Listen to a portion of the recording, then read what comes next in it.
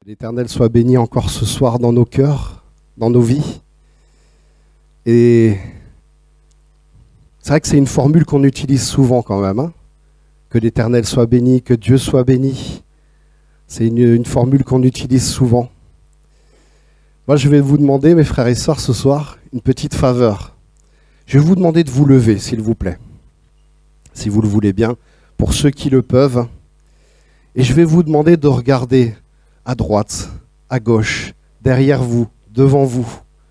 Faire cet exercice important. Regardez un peu partout. Regardez autour de vous. Qu'est-ce que vous y voyez? Vous y voyez les frères et sœurs. Et vous voyez, moi je vais descendre un petit peu avec vous. Je ne sais pas si au niveau de la cam ça va passer. Je vais essayer de rester par là. Mais je trouve que c'est vraiment important, la réponse qui m'a été apportée là. Je ne sais pas si tout le monde l'a eu tout de suite dans son cœur, mais c'est une réponse importante. Pourquoi?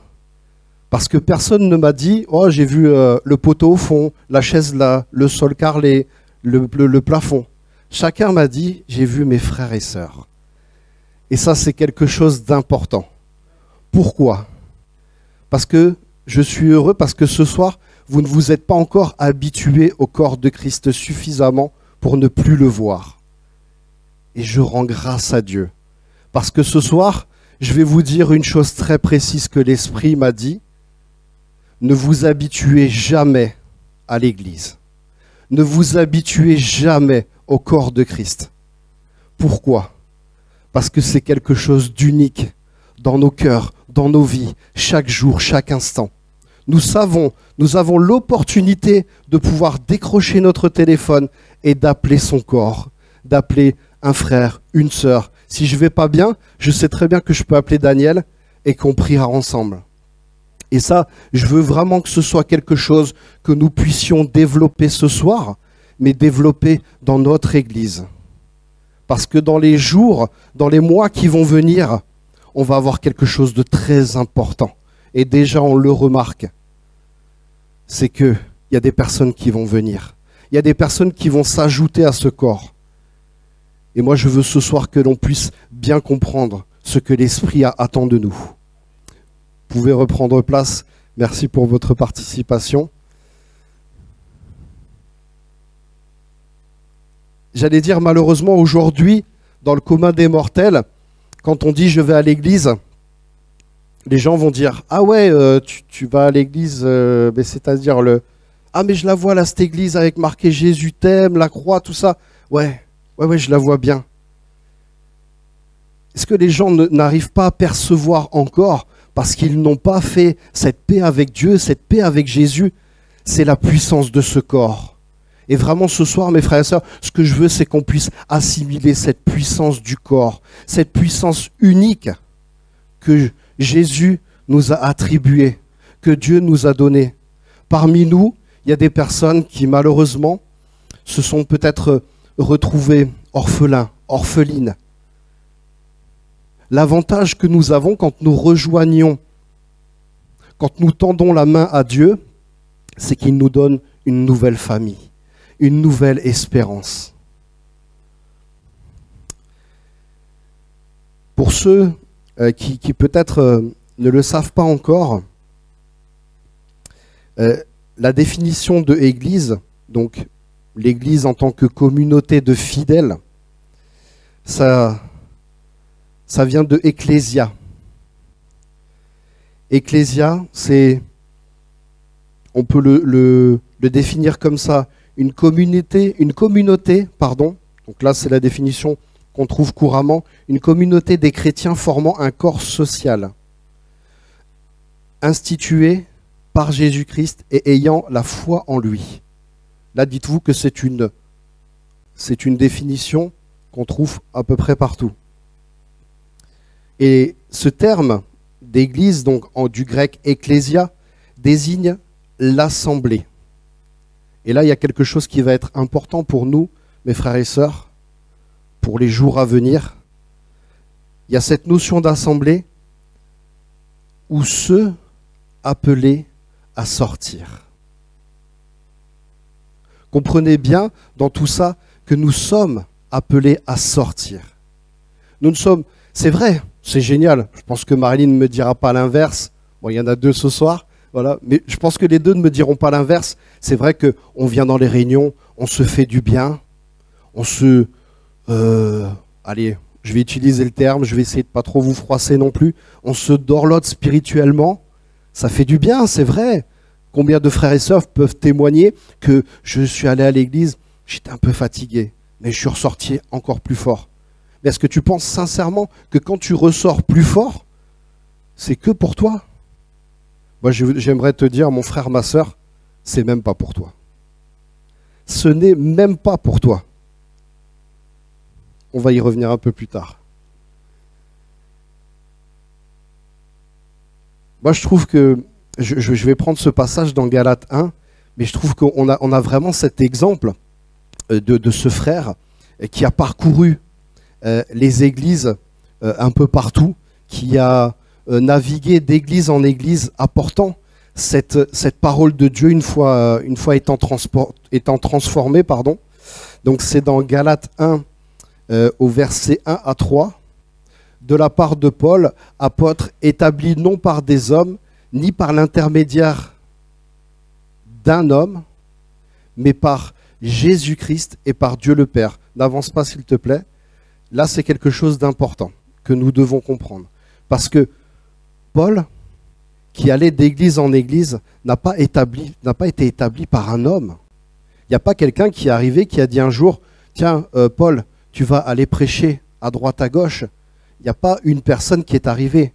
C'est même Paul qui, à un moment donné, s'est tourné vers Dieu, il a dit, arrête de me harceler, arrête, j'en peux plus. Est-ce que vous pensez que Dieu est venu harceler Paul pour son bien à lui? Il est venu pour le délivrer. Il est venu même pour délivrer les gens qu'il harcelait lui-même. Comprendre ça. C'est important parce que Paul n'avait pas encore tout à fait cette notion réelle de ce qu'était le sacrifice. Il avait cette notion sous la loi, mais pas sous l'onction de Jésus-Christ. Et je pense que c'est ça que le Seigneur veut vous apporter ce soir. C'est ça que Dieu veut vous dire ce soir. C'est que quand vous venez dans l'église, dans ce corps des saints, c'est avant tout pour pouvoir apporter la lumière au monde.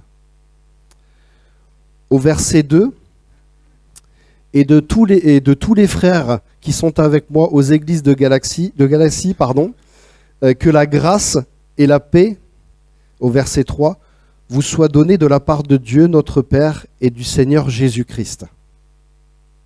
Donc, on se rend bien compte là qu'il parle des frères aux églises, des églises de la Galatie. Pas la galaxie, excusez-moi. Hein. Voilà, on ne parle pas de Star Wars ce soir, on parle de la Galatie. Voilà. Aux églises de Galatie.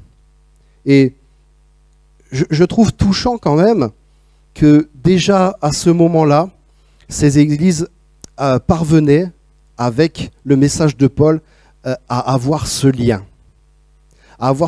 précieux. Parce que certes, nous sommes une église locale, mais nous sommes surtout une église internationale. Et je dois l'avouer vraiment, mes frères et sœurs, l'autre jour, quand nous avons eu l'occasion de recevoir nos frères et sœurs de Philadelphia, de se réconcilier, il faut dire les choses comme ça, c'était ma prière depuis 7 ans. 7 ans, mes frères et sœurs. Et je rends gloire et grâce à Dieu parce que enfin nous sommes réunis pour travailler dans un corps uni et puissant. Que l'Éternel soit béni. Vous êtes ce corps puissant. Vous êtes ce corps bien coordonné. Ça, c'est quelque chose qu'il faut comprendre. Pourquoi? Éphésiens 2, au chapitre 20. Si tu peux nous l'afficher, mon frère. Éphésiens 2, au chapitre 20. Vous avez été édifiés sur le fondement des apôtres et prophètes, Jésus-Christ lui-même étant la pierre angulaire.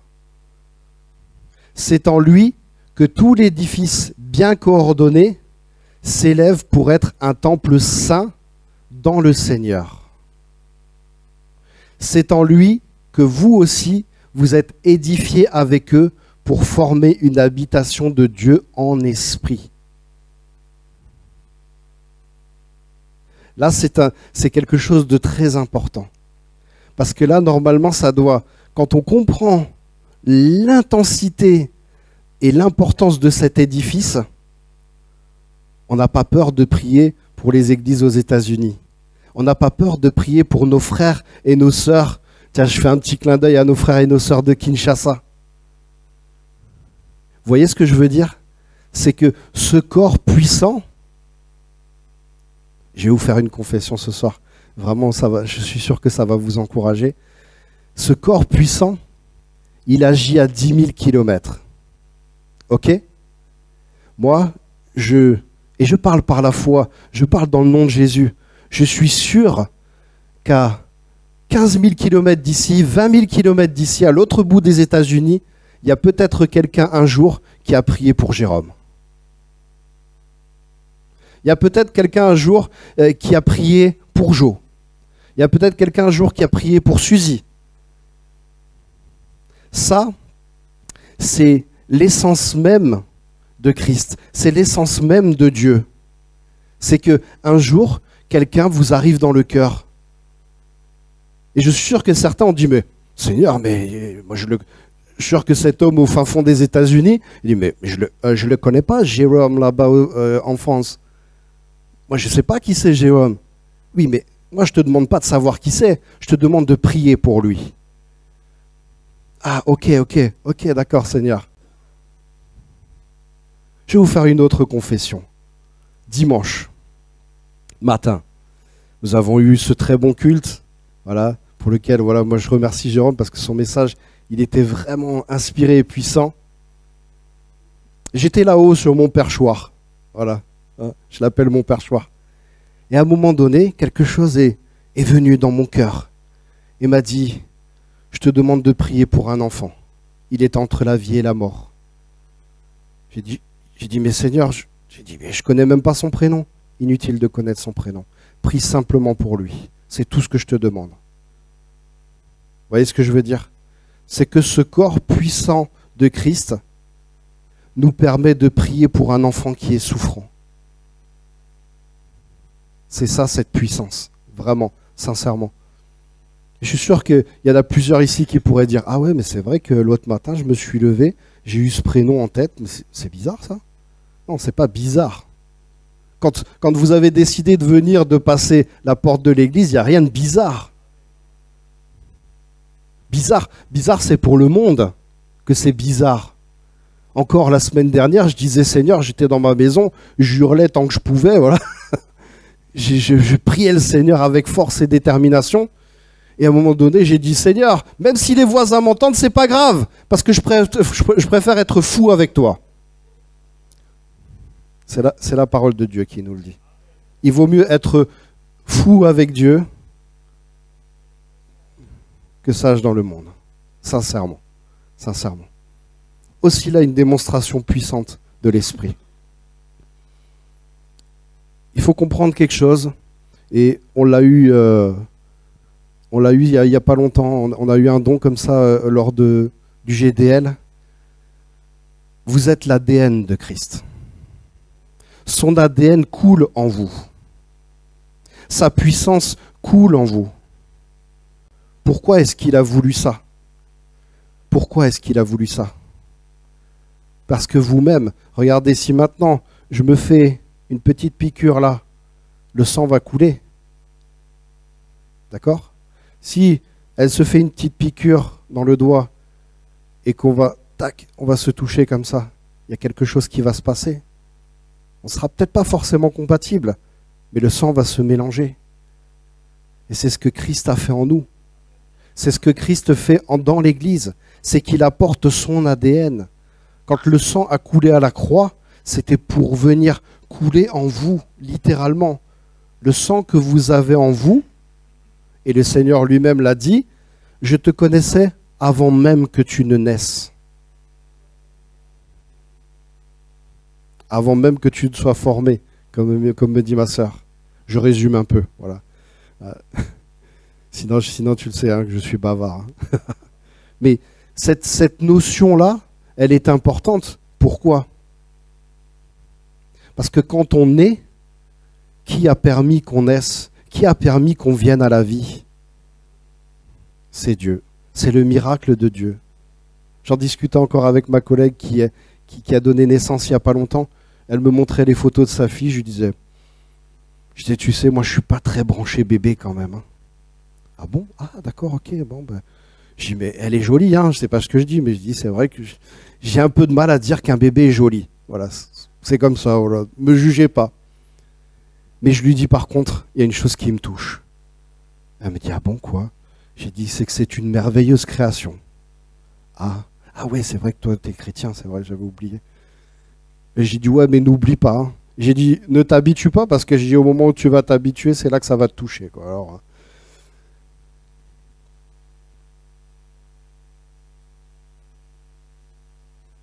moi, je veux vraiment ce soir qu'on comprenne que cet ADN que Christ a mis en nous ne peut pas nous permettre de nous habituer à l'Église. Mes frères et sœurs, je me répète encore ce soir, ne t'habitue pas à l'Église. Les religieux pharisiens se sont habitués à l'Église. Quand ils ont vu Jésus dans le temple, ils ne supportaient même pas une seule de ses paroles. Parce qu'ils étaient habitués à un discours qui était encore sous la loi.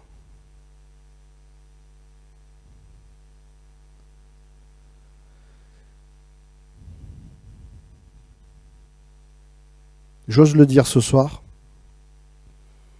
comme on l'a vu il y a, dans notre étude avec les Corinthiens à la loupe, l'Église est au service de la cité.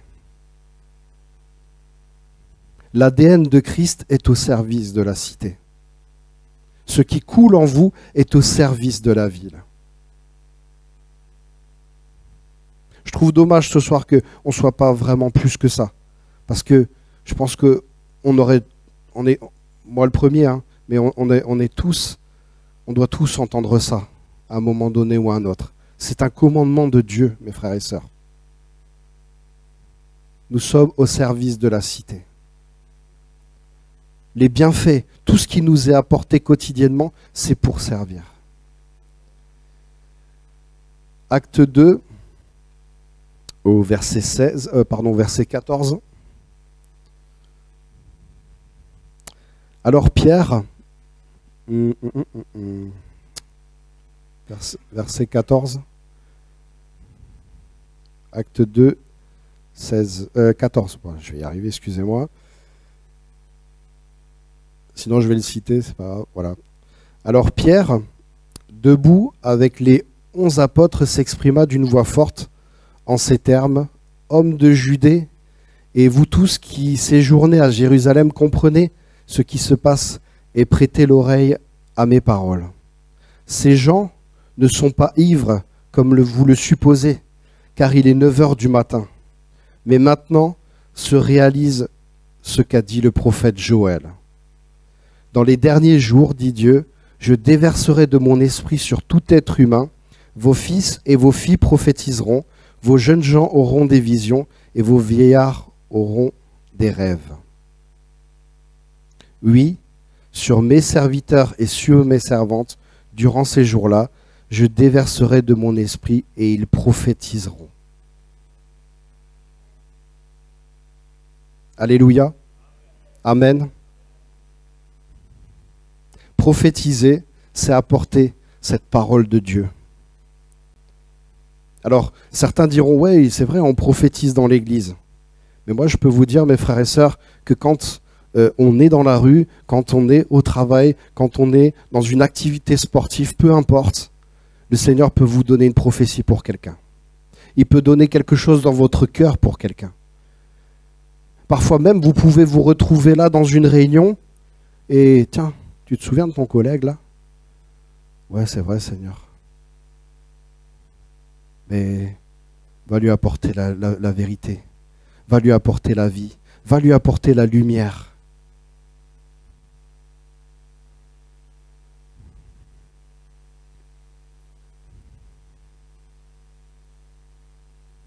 Ce verset 18, il est vraiment touchant et marquant. Oui, sur mes serviteurs et sur mes servantes, durant ces jours-là, je déverserai de mon esprit et ils prophétiseront. Mes frères et sœurs, ne nous habituons jamais à l'église. Quelqu'un qui s'habitue à l'église, passez-moi l'expression, c'est quelqu'un qui meurt. À petit feu, petit à petit. Oh là là. T'es sûr qu'il faut encore aller à l'église ce soir là? Parce que alors, moi j'ai passé une journée là, j'en peux plus quoi. T'es sûr vraiment chérie? Attends. Qui ne s'est jamais dit ça? Qui ne s'est jamais dit ça?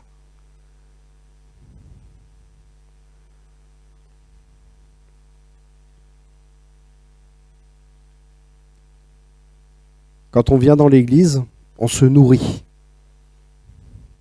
On se nourrit puissamment. 2 Timothée, au chapitre 3 et au verset 16, nous apporte cette notion. Toute l'écriture est inspirée de Dieu et utile pour enseigner, pour convaincre. Ah, pour convaincre. Mais convaincre qui? Me convaincre à moi-même? Peut-être. Possiblement.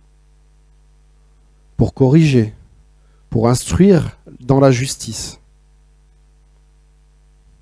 afin que l'homme de Dieu soit formé et équipé pour toutes bonnes œuvres, ou pour toute œuvre bonne.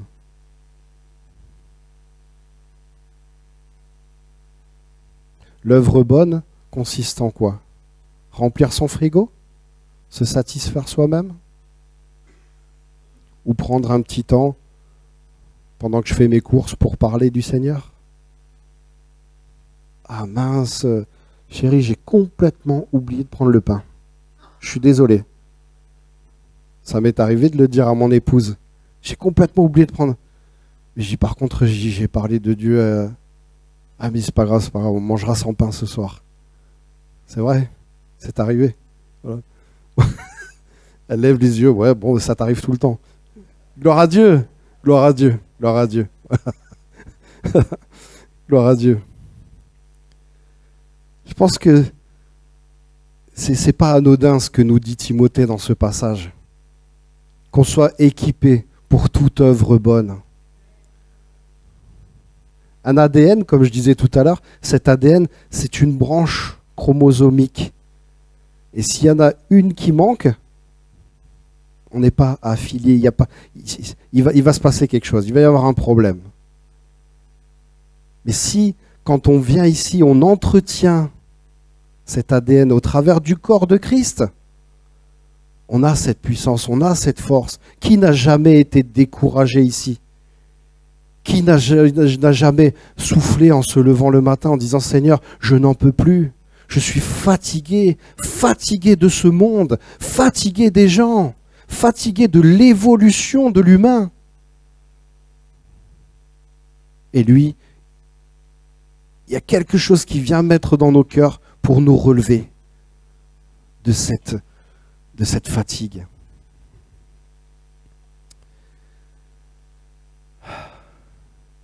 Acte 2, au verset 46 et 47, je me permets de vous le citer.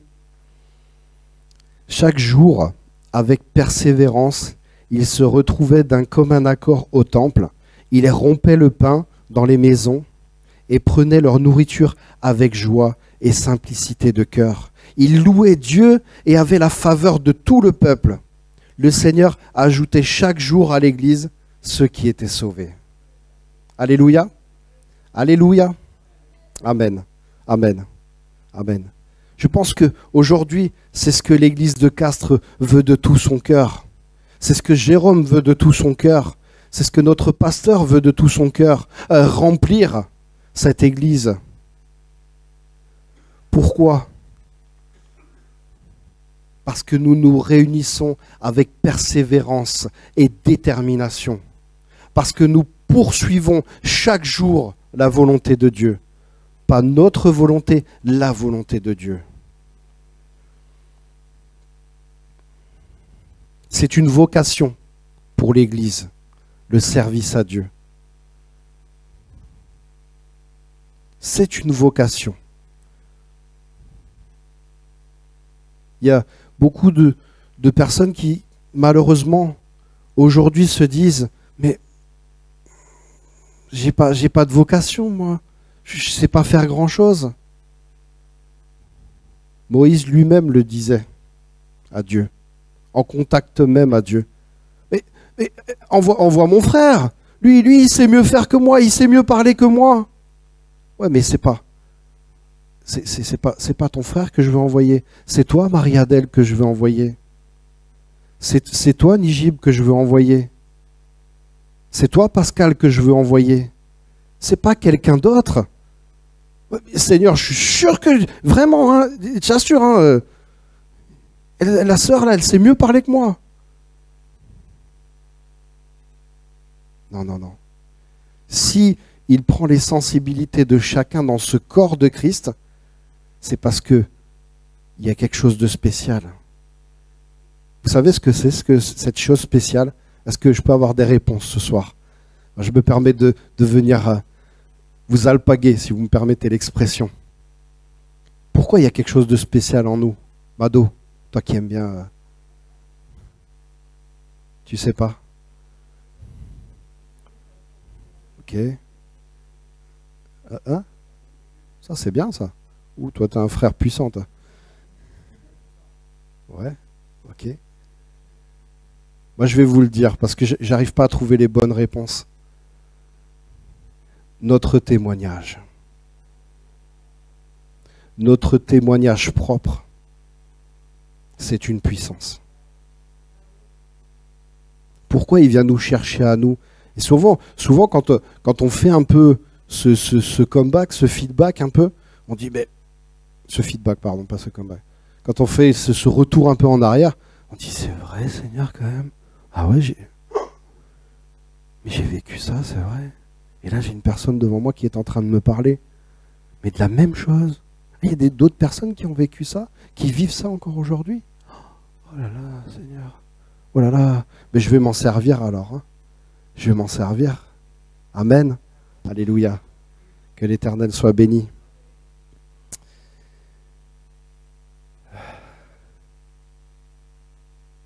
Quand j'écrivais mon message, je rigolais parce que j'ai repassé le message de Jérôme dimanche. Et j'ai beaucoup aimé quand le démarrage. C'était excellent. Quand tu as dit vous allez avoir mal. Ça va faire mal. Je résume, voilà, c'était pas tout à fait les mêmes termes, mais voilà, j'ai beaucoup aimé parce que dans ce corps, il va y avoir cette souffrance. La souffrance est nécessaire. Amen. Amen. Et la souffrance est nécessaire. Ce corps doit souffrir. Ne pensez pas. Alors il y a des gens aujourd'hui, ouais, c'est vrai que, merci Seigneur, il me le rappelle. Il y a des gens aujourd'hui qui disent, ouais, mais toi tu vas à l'église parce que t'es impuissant, parce que t'es faible. Moi, ça m'est arrivé de dire à des gens, vous savez, je pense que les plus faibles, ce sont ceux qui justement ne vont jamais à l'église. Parce que j'allais dire, même la personne qui vient une fois à l'église, il se passe quelque chose quand même dans son cœur. Il se passe quelque chose dans son cœur, dans son corps, pardon. Il se passe quelque chose à l'intérieur d'elle. Ah, pourquoi je vais à l'église? Attends. Une fois, on était en train de se promener à Millau avec Perrine, et on aime bien visiter les églises, on aime bien rentrer dans les églises. Il y avait une jeune fille qui était là, et simplement, elle est en train de sortir, je la salue, et je ne sais pas pourquoi, j'ai cette question qui vient dans mon cœur. Pourquoi vous venez dans cette église? Ah, pour rechercher la présence de Dieu. Ah, j'ai dit ça, c'est intéressant. Alors j'ai dit ça, c'est très intéressant. Et j'ai dit, qu'est-ce que vous entendez par présence de Dieu? Elle me dit, je sais pas. Elle me dit quelque chose qui me fait du bien à l'intérieur. Quelque chose qui me fortifie. Et là, j'ai dit, waouh. J'ai dit, est-ce que vous voulez vraiment connaître Jésus? Elle me dit oui. J'ai dit, est-ce que vous voulez vraiment connaître Dieu? Oui. Alors j'ai dit, pensez à une chose, vous êtes le temple. Si votre cœur est sensible, si vous vous repentez de vos péchés, mais je l'ai déjà fait ça, ok. Mais vous êtes le temple. Ça veut dire que chez vous, à genoux, vous pouvez vivre cette puissance à l'intérieur de vous. Ah ok, ok, ok. On s'est quitté sur ces quelques mots, mais c'est vrai que c'était quand même quelque chose d'important. J'ai besoin de sentir la présence de Dieu.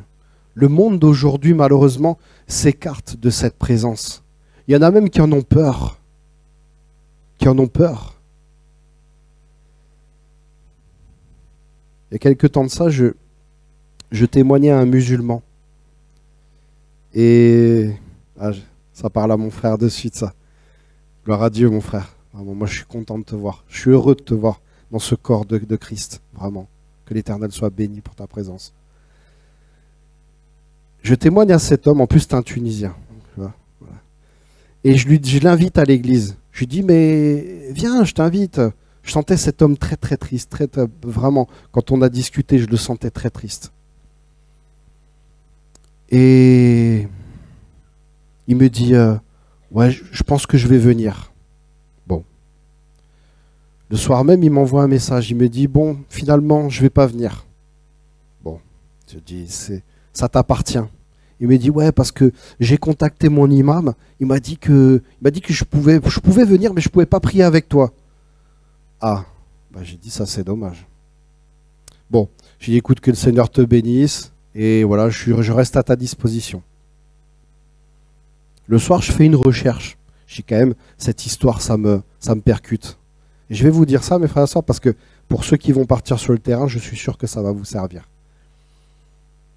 J'ai fait cette recherche de pourquoi un musulman ne pouvait pas venir dans une église. Enfin, c'est pas qu'ils ne peuvent pas venir, mais c'est qu'ils n'acceptent pas qu'on communie, enfin, qu'ils communient avec nous. Voilà. Je dis quand même, c'est dommage, quoi. Puis je fais cette recherche. Et il y a un imam, en fait, sur un témoignage, mais qui a parlé très ouvertement.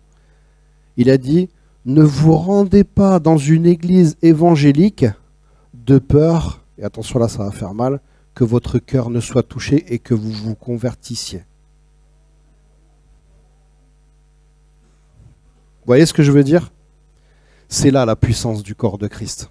C'est que un musulman qui rentre déchire immédiatement ses vêtements. Pourquoi? Parce qu'il recherche la vérité. Un musulman qui rentre dans une église, c'est parce qu'il recherche la vérité. Et là, il va regarder, il va dire, ah ouais. Alors, je me permets de dire ça parce que c'est pareil, c'est sur des témoignages de musulmans avec qui j'ai parlé. Ah ouais, il n'y a pas besoin de tapis. Ah ouais, il n'y a pas besoin de... Ah mon frère, tu me diras pas le chapelet, mais... ouais. Ouais, ah, mais il n'y a pas besoin de ça. Ah ouais, d'accord. Ah, ouais. Ah, mais il n'y a pas besoin de se mettre dans une direction précise. Eh ben non. Ah, bon. Voilà. Sabha. Ok, d'accord. Sabha, voilà. Vous garderez ça pour vous. Voilà. Vous le mettrez dans votre bibliothèque. Sabha. Voilà. C'est un peu comme le chapelet, mais c'est pas un chapelet. Voilà. Bon, on va pas débattre sur ça ce soir, c'est pas le terme. Mais en tout cas, voilà, vous voyez, il y a cette notion qui est importante à savoir, c'est qu'il y a cette puissance. Quand un musulman passe la porte d'une église, il a cette révélation. Il vous voit faire. Moi, je ne sais pas, j'aimerais entendre un jour peut-être le témoignage de notre frère, la première fois qu'il est rentré dans une église. Je sais pas, hein, ça a dû être pour toi un bouleversement, quoi. Voilà. Déjà que c'est un bouleversement pour le commun des mortels, mais quelqu'un qui cherche réellement Dieu, quelqu'un qui a besoin de cette présence, de cet ADN. Ah non, mais après je dis quelqu'un qui recherche, voilà. Après, voilà, notre frère, je suis sûr qu'il va nous préparer un bon témoignage dans pas longtemps, et ça va le faire.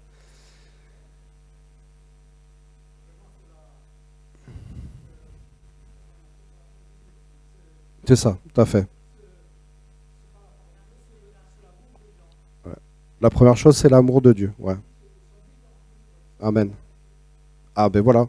Ça, c'est très bien. Parce qu'il dit quelque chose qui est important pour ceux qui sont au fond, peut-être vous ne l'avez pas entendu. Il dit, ils ont quelque chose de différent. Et c'est ça la puissance du corps de Christ. C'est quelque chose de différent. Je suis sûr qu'il y a des frères et sœurs ici qui ont marché dans la rue et quelqu'un vous a arrêté en disant « Waouh, vous avez quelque chose de différent. Hein » Et c'est parce que c'est cet ADN. C'est le corps. C'est le sang de Christ qui coule en nous.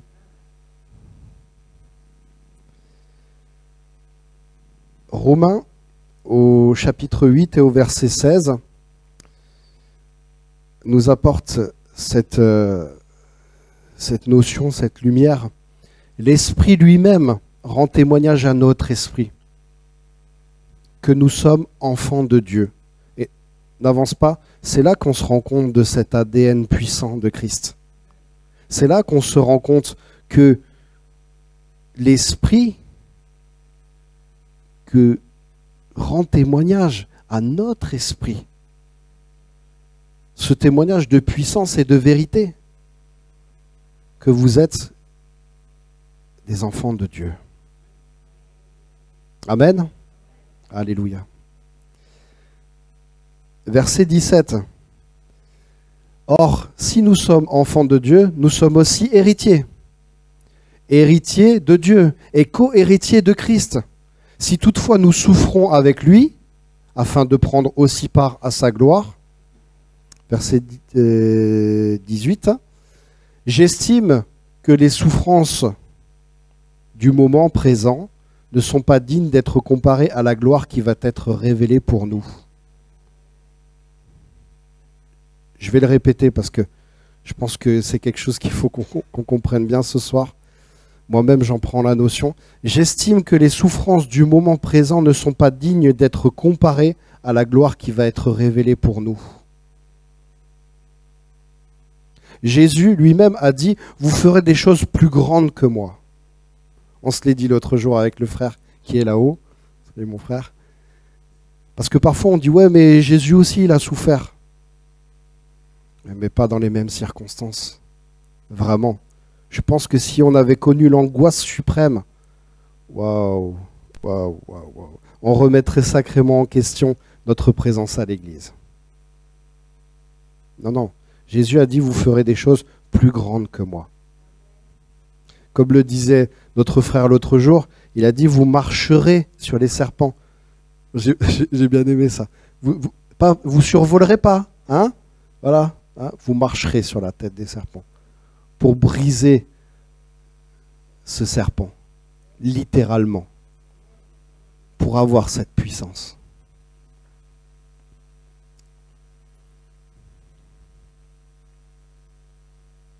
C'est vrai que c'est quelque chose qui me trotte dans la tête depuis quelques mois maintenant.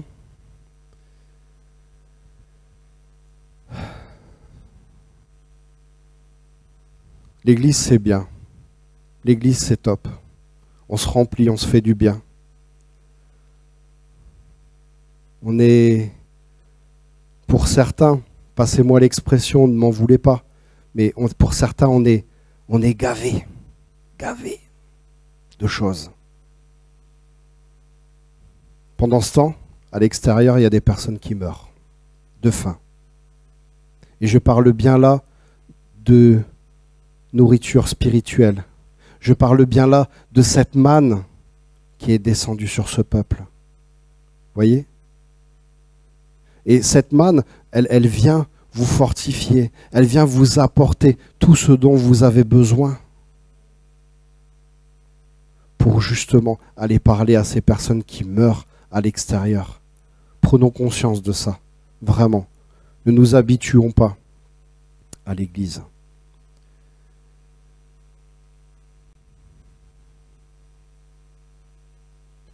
L'église vivante de Christ, c'est aussi s'édifier, se faire du bien. C'est ce qu'on fait ce soir. C'est qu'on se fait du bien. Mais principalement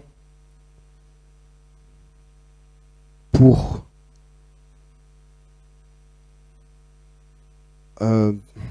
j'ai pas le terme, pour avoir en nous, pour conserver en nous, et je le répète, je pense que l'Esprit ce soir a vraiment besoin d'axer quelque chose là-dessus pour avoir cette puissance. La parole de Dieu est une puissance. Des fois on tremble, on dit mais Seigneur, comme je vous disais tout à l'heure, mais je ne serais pas capable de lui parler. Me revient en tête un soir où je rentrais du travail et je vois un homme sur le bord de la route. À mon avis, ça faisait un petit moment qu'il était là, cet homme. Et je ouvre la fenêtre, je dis oui, vous allez où? Là où vous m'emmènerez. Ah, bon, ok. D'accord, ben, je dis ben montez. Il jette son sac à l'arrière de la voiture. Le sac prend toute la banquette arrière. Il monte dans la voiture. Oh, je dis, oh là, ouais, bon. Je dis déjà que moi je suis pas léger. Il touche le plafond avec sa tête.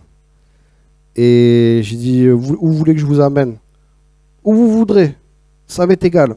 Ma femme, elle m'a foutu dehors. Il avait un accent des pays de l'Est. Bon, ben, j'ai dit, je vais essayer de vous amener le plus loin possible. Et on commence à rouler. Je lui dis, ben, qu'est-ce qui vous arrive? Donc il m'explique et tout. Et puis, il commence à s'effondrer. Moi, j'ai cet homme d'1m90 et quelques, qui peut être 130, 140 kilos, qui est là à côté de moi. Je dis, ok, Seigneur. Je dis, moi, je vois surtout une âme brisée. Je vois surtout un homme brisé. Et je lui dis, écoutez, si je vous amène à Castres devant un hôtel, ça vous ira? Très bien, très bien, très bien. Et puis il me raconte sa vie, ses épreuves, tout ce qu'il a vécu. On arrive à Castres, je le dépose devant l'hôtel, là, l'ancien hôpital. Et je lui dis, attendez, j'ai dit, avant de vous laisser partir, je vais vous donner la parole de la vie. Et il me dit, c'est quoi? J'ai dit, c'est la Bible. Il prend la Bible comme ça, il regarde. Et là, boum! Il l'éclate sur le toit comme ça. Il m'attrape comme ça, il fait, toi, mon ami, toi! J'ai dit, waouh, ok. Ok, Seigneur. Je suis pas très grand, mais je suis pas non plus très fin. Il m'a bien secoué. Hein. Et il m'a dit, tu m'as donné ce soir la parole de la vie. Et je fais, que le Seigneur te bénisse, mon ami. Que le Seigneur touche ton cœur. Mais tout ça, c'est des choses que le Seigneur a mis dans mon cœur quand je suis venu à l'église, quand je suis venu chercher cette parole de Dieu, cette force en Christ, cette puissance en Dieu. Le commun des mortels, il ne s'arrête pas à 23 heures prendre un homme de cette taille-là. Moi, je vous le dis, vraiment. J'ai dit le lendemain, j'ai raconté un peu à mes collègues de travail, ils m'ont dit, toi, t'es fou, toi. Je suis fou en Christ. Gloire à Dieu. Gloire à Dieu. Éphésiens 3, au verset 20. À celui qui peut faire, par la puissance qui agit en nous, infiniment plus que tout ce que nous demandons ou pensons, à lui soit la gloire dans l'Église et en Jésus-Christ, pour toutes les générations, au siècle des siècles. Amen. À celui qui peut faire, par la puissance qui agit en nous, infiniment plus que tout ce que nous demandons et pensons. Ce que tu penses aujourd'hui possible, dis-toi que c'est très infime. Les possibilités que Christ met en toi, au travers de la communion que tu as ici et en lui, sont vraiment infimes.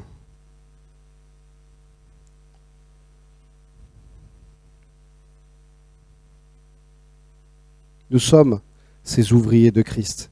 Nous sommes ces ouvriers de Dieu. Ces ouvriers puissants. Mes frères et sœurs, vraiment je vous le dis, quand vous venez dans l'église, c'est parce que vous venez vous fortifier, vous venez vous faire du bien.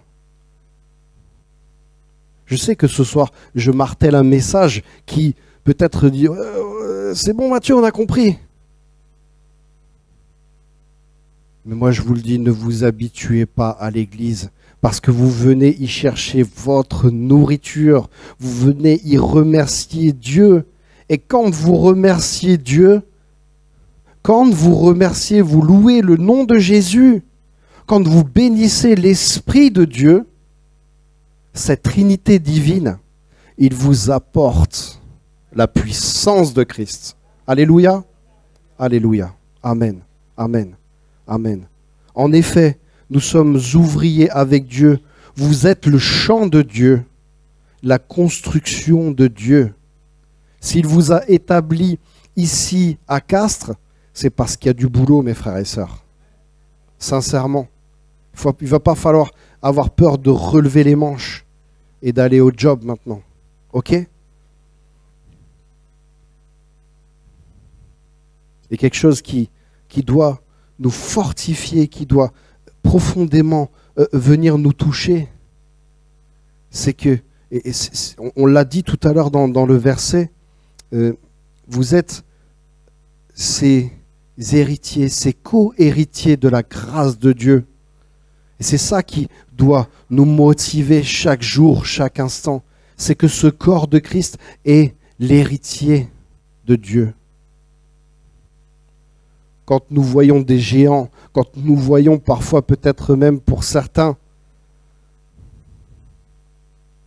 ce géant devant nous en disant « Mais Seigneur, je ne pourrais pas lui parler. » Et pourtant, c'est une petite mamie qui est là, qui fait « Ça va ?» Et pour certains, c'est difficile de dire « Jésus t'aime ». Mais par contre, ça va la sauver. Ce géant qui est devant nous, on peut littéralement le faire mettre à genoux par la puissance de Dieu, par l'amour de Dieu, par la puissance de Christ. Alléluia. J'arrive à la fin de mon message, mais j'aimerais vous apporter ce passage dans les Éphésiens, au chapitre 2 et au verset 19. Ainsi donc, vous n'êtes plus des étrangers ni des résidents temporaires dans cette église. Vous êtes au contraire concitoyens des saints, membres de la famille de Dieu. Est-ce que je peux avoir un amen? Alléluia, alléluia. Vous avez été édifiés sur le fondement des apôtres et prophètes, Jésus-Christ lui-même étant la pierre angulaire. Vous êtes l'édifice de Christ, l'édifice de Dieu, mes frères et sœurs. Ne pensez pas que quand vous venez dans l'église, vous ne servez à rien. Au contraire, vous êtes là parce que Christ l'a décidé. Vous êtes la puissance de Dieu, du plus jeune au plus âgé. Et moi, j'ai envie de dire ce soir, j'ai pas une église vieillissante. J'ai une église jeune dans la foi, jeune dans la puissance de Dieu, jeune en Christ. Que le Seigneur soit béni.